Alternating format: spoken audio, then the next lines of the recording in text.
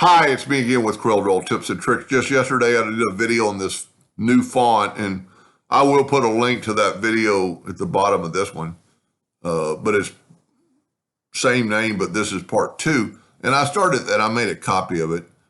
I stated in that video this is a font called Hot Library that I got from DA Fonts. And if you go to Object and convert it to curves, and then you grab it all. It's a little, if you had a lot, so I'm left clicking, right clicking.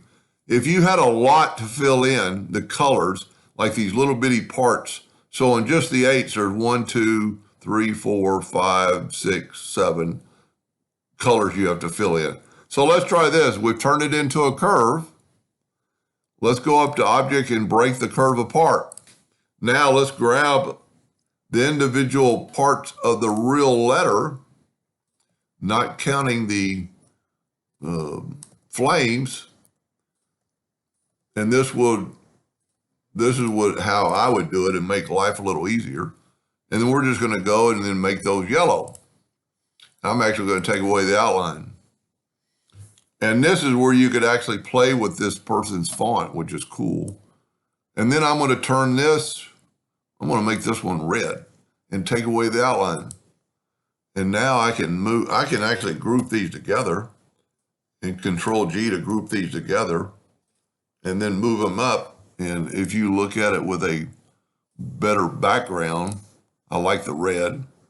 The reason I made the video is because you could play around now with the flames. We have the flames all in one group. I'm actually going to make my box bigger. And let's play with the flames. Let's try this. I don't know if it'll work or not. Interactive Fill Tool, and go from the bottom to the top. And look at that. I haven't even done any colors yet. I'm just playing with the, let's put see what happens. Nope, too much different, but you could put maybe some yellow up there. I mean, look at that.